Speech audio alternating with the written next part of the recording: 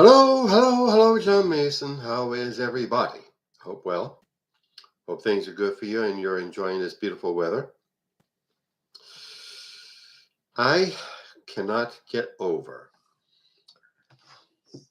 the the Tennessee legislature in an act of arrogance and disregard for the voting public voted to remove two young African American men from its chamber, Justin Jones from Nashville and Justin Pearson from Knoxville. I, they consciously and willfully uh, decided who was going to be in the chamber and who wasn't. Who was going to represent those districts and who wasn't. And don't tell me racism had nothing to do with this. The situation was some young people, all orderly, all passionate, all well behaved, were demonstrating in the galleries of the Tennessee House Chamber, protesting the lack of gun action on gun control, especially in light of the mass shooting at the Christian school in Nashville. And they did, and as always, the Tennessee legislature does precisely nothing. They prefer the blood money of the NRA to the lives of young people. But I digress. So Jones and Pearson and Johnson, Gloria Johnson, a white female member of the House, lend their support to the young demonstrators. And Jones and Pearson were ejected from the chamber, and the white female Johnson remained by one vote.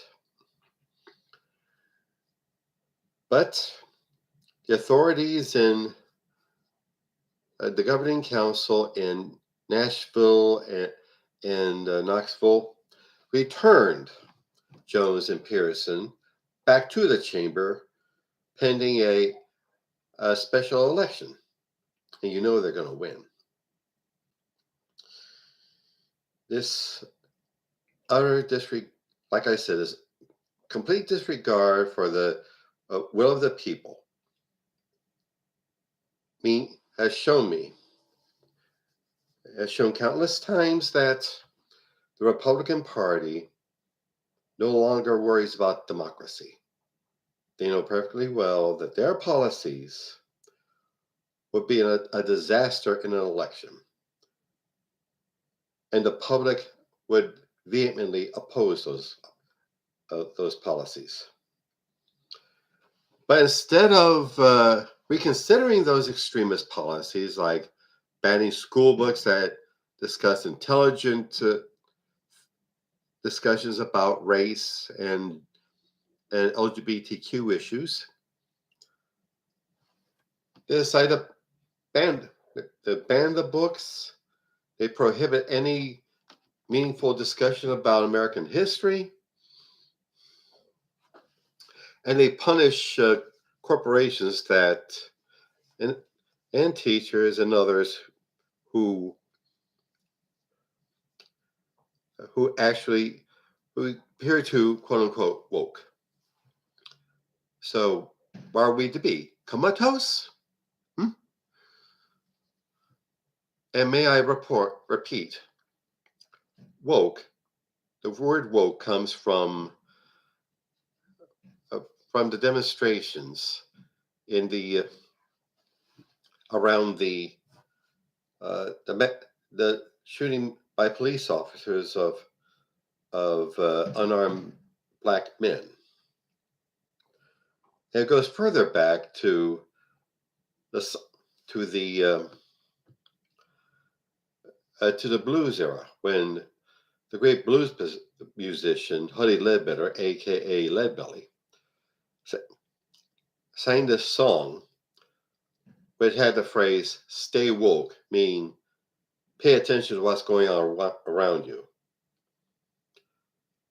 That's what woke means: paying attention to what's going on around me, paying attention uh, to the racism prevalent in our country. Pay attention to the labor problems in this country faced by academics and Amazon workers and Starbucks workers, domestic workers, you name it. They don't want us to pay attention to those things because that would put the people, they know that the American people, I repeat, are opposed to these policies. Oh, and let's not forget the voter restriction laws, like only having certain pieces of ID and limiting the number of drop-off boxes and in Georgia, not giving food or water to people standing in the sun, mostly elderly people standing in the sun, waiting their turn to exercise their right to vote, which people precedingly for decades lost their lives for. That's how important the right to vote is.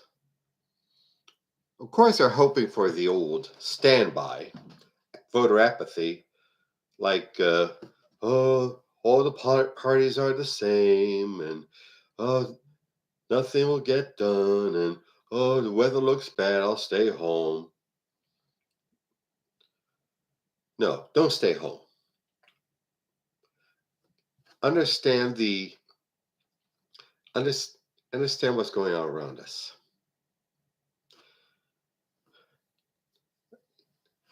The Republican Party has been taken over by the Trump MAGA crowd, which is a religious fascist authoritarian movement.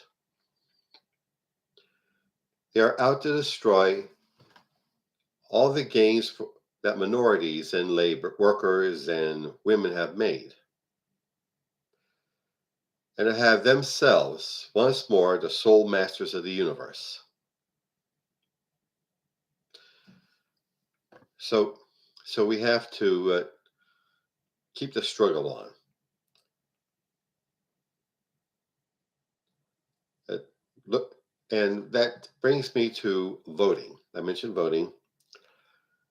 May 16th is primary election day in Pennsylvania.